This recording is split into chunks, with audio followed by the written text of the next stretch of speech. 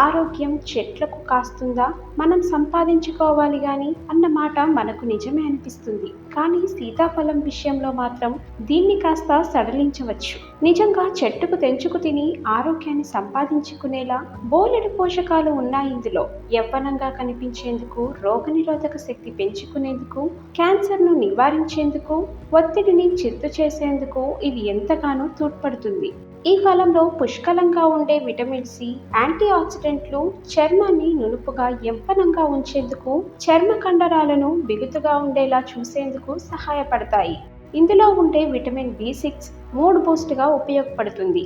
దిగులు, కుంగుబాటు, ఒత్తిడి లాంటి వాటిని దూరం చేస్తుంది.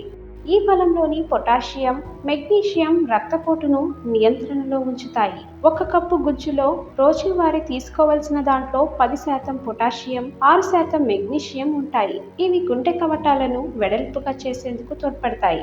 దీనివల్ల అధిక రక్తపోటును నియంత్రించవచ్చు. తద్వారా గుండె ఆరోగ్యానికి మేలు జరుగుతుంది. ఇందులో పీచు పదార్థాలు ఎక్కువ. సీతాఫలంలోని కరిగే పీచులు మంచి బ్యాక్టీరియా పెరుగుదలకు, తద్వారా జీర్ణ వ్యవస్థ ఆరోగ్యానికి తోడ్పడతాయి.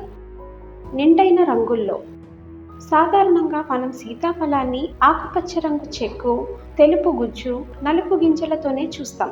కానీ ఎరుపు రంగులో ఉండే రెడ్ కస్టర్డ్ యాపిల్, ఊదా రంగులో ఉండే పర్పుల్ కస్టర్డ్ యాపిల్, నారింజ, గులాబీ కలబోతగా కనిపించే పింక్ బ్లష్ కలర్లు ఇందులో చూసేందుకు విభిన్నంగా కనిపిస్తాయి.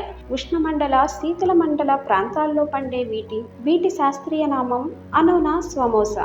ఈ పండ్లను నేరుగా తినటంతో పాటు జ్యూస్లు, స్మూతీలు, ఐస్ క్రీంలు, మిల్క్ షేక్లు, స్వీట్ల తయారీలో వాడుతుంటారు. వీటి గింజల నూనెను తలకు ఉపయోగిస్తారు. చర్మ సౌందర్య ఉత్పత్తులు, గాయాలకు రాసే పూతల తయారీలోనూ వాడుతుంటారు. రావణుడు ఎత్తుకుపోయేటప్పుడు సీతమ్మ ధారాపాతంగా ఏడవటం వల్ల, నేల మీద పడ్డ కన్నీటి బొట్ల నుంచి ఈ చెట్టు పుట్టడం వల్ల సీతాఫలం అని పిలుస్తారని ఓ జానపద కథ. వనవాస సమయంలో సీతమ్మ ఈ పండును ఇష్టంగా తినటం వల్ల ఆమె పేరు వచ్చిందని మరో కథ. చలవ చేసే స్వభావం ఉన్నది, చల్లగా ఉండే కాలంలో వచ్చేది కనుక సీతాఫలం అంటారని చెబుతుంటారు.